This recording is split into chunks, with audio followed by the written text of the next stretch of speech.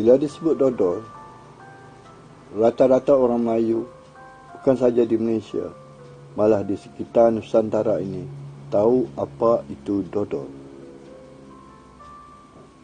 Dodol adalah kuih tradisional yang cukup popular, khususnya ketika menghadapi musim-musim perayaan. Menjelang musim-musim perayaan, di gerai-gerai penjualan kuih pasti terdapat dodol. Berdasarkan situasi ini, diyakini menjelang musim perayaan, terdapat ratusan, malah mungkin menjangkau ribuan tauke dodol dan menghasilkan beribu, malah mungkin puluhan ribu kilogram dodol untuk dipasarkan. Namun begitu,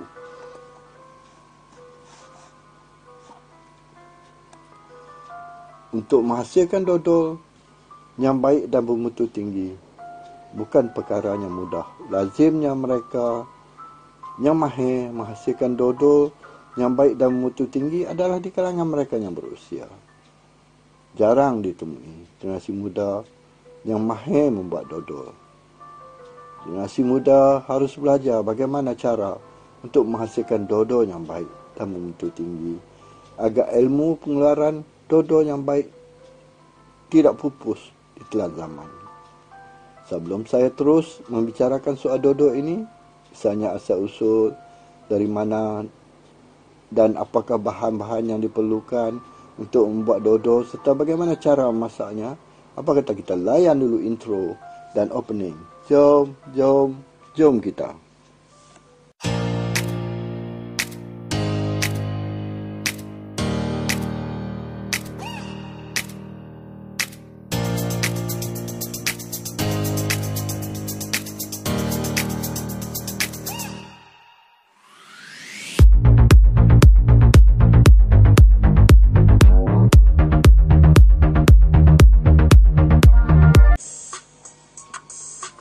Bismillahirrahmanirrahim.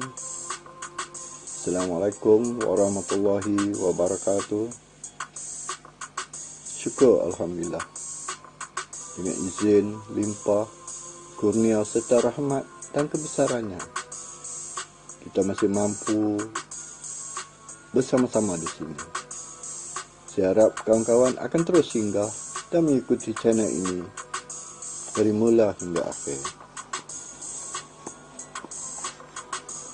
Jutaan terima kasih saya ucapkan kepada kawan-kawan yang sudah singgah untuk bersama-sama saya di sini. Bagi saya, ini merupakan satu penghormatan yang cukup besar buat saya kerana dalam begitu banyak video di YouTube, kawan-kawan sudah singgah di sini. Saya ingin memohon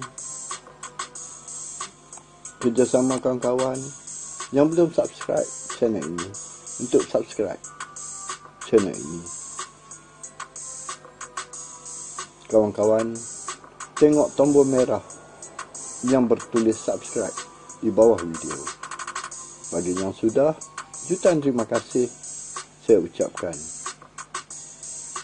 Saya berdoa agar kawan-kawan yang sudah singgah di sini dan mensubscribe channel saya ini sentiasa berada di bawah rahmat dan pemeliharaan Allah Azza wa Jalla, agar kita dapat terus bersama-sama di sini.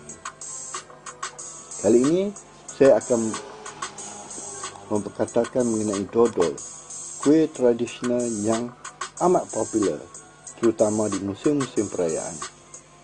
Kita akan memperkatakan mengenai asal-usulnya, bahan dan cara membuat, malah akan memperkenalkan seorang pengusaha membuat dodol di Kepala Batas, seberang Perak Utara, Pulau Pinang.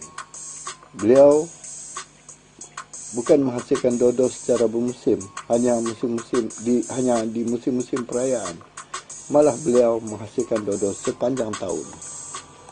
Semoga pembicaraan ini kita dapat tahu dan kenal kuih tradisional kita dari semua sudut. Jadi tanpa melengahkan masa, jom kita ikuti. Besar kemungkinan ramai di kalangan kita tidak tahu dari mana asalnya dodol. Sedar-sedar setelah mengenal dunia, dan setiap kali musim perayaan, kita disajikan dengan kuih tradisional itu. Dan kita tidak pernah ambil tahu dari mana asal kuih tersebut. Agak-agak dari manakah asalnya dodol? Cuba teka. Dodol dikatakan berasal dari Bentawi, Indonesia. Bahan dalam pembuatan dodol adalah tepung beras. Beras adalah simbol budaya masyarakat budaya Bentawi dulu kala. Pada waktu itu, dodol dikatakan dibuat hanya untuk orang kaya. Sejarah pembuatan dodol juga berkaitan rapat dengan salah satu bahan utamanya, gula aren. Ini adalah suguhan manis yang popular dan salah satu manisan asli tertua yang dikembangkan di Maritim Asia Tenggara.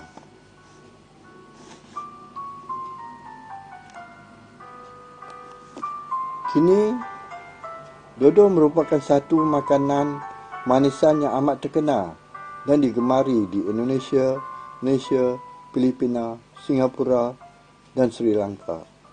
Manakala di Filipina, dodol terkenal di wilayah Ilocos, Luzon dan di bahagian Lanao, Mindanao serta di India khususnya di wilayah Goa. Berdasarkan fakta ini, dodol boleh dijadikan satu industri yang besar di mana pasarannya meluas di Nusantara, malah mencakupi Sri Lanka dan Goa di India. Kini terdapat banyak usi dodol yang berlainan, sama ada dari segi warnanya, yang kebanyakannya berwarna perang gelap, hijau dan kuning. Rasa dodol juga turut dipelbagai seperti rasa durian, kelapa dan pisang.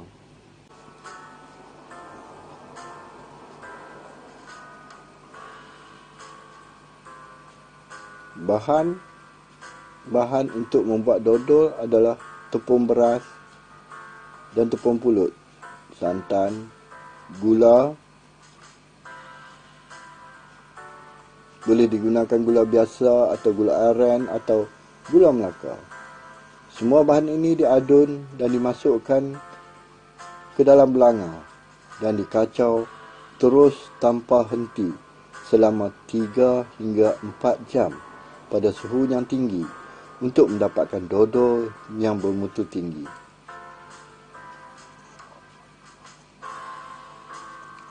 Apabila masak, fizikalnya akan berubah menjadi melekit, hitam pekat dan rasanya manis. Di kebanyakan negara ASEAN, dodol telah dijadikan bahan santapan khususnya pada hari perayaan, Hari Raya Aidilfitri dan Hari Raya Haji.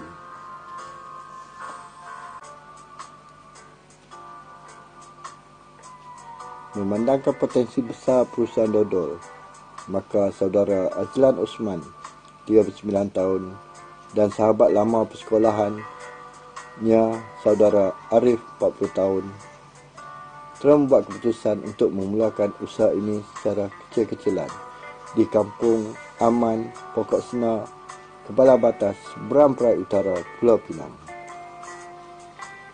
Bermodalkan seorang RM1,000, mereka berdua telah membeli dan membaiki sebuah mesin pengacau dodol lama dan usang yang telah rosak dari seorang makcik di kampung tersebut.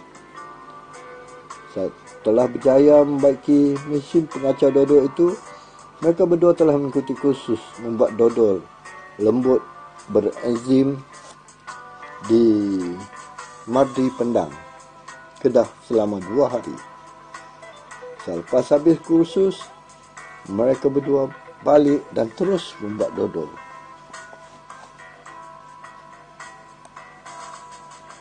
Malangnya, dodol yang dibuat tidak jadi. Berbelas kawah dibuang begitu saja. Ada yang hanyut, ada yang tak masak, mentah, dan ada yang liat macam getah sekerat. Kedua-dua mereka hampir berputus asa dan mula mengkaji apa masalahnya. cerita Azlan.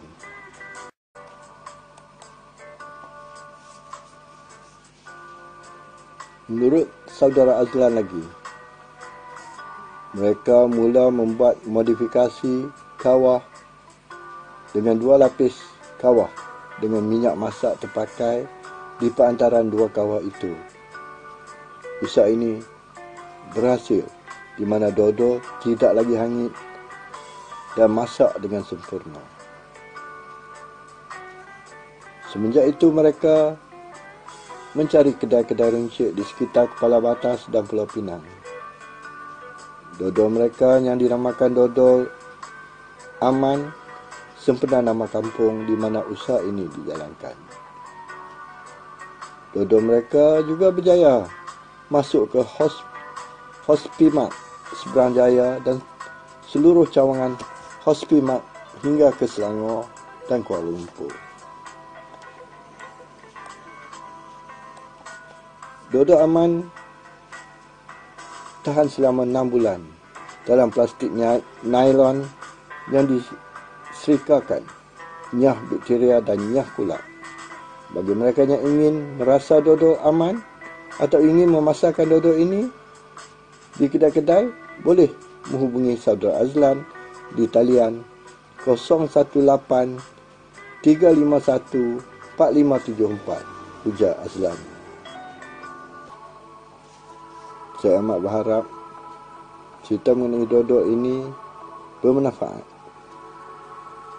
dengan memberi sedikit ilmu dan pengetahuan kepada kawan-kawan mengenai dodol yang sering kali kita nikmati di musim-musim perayaan, yang sebelum ini kita tak tahu dari mana asal usulnya. Sekian, terima kasih banyak-banyak. Jumpa lagi kita di lain video dengan isu yang lain pula. Sekali lagi, terima kasih.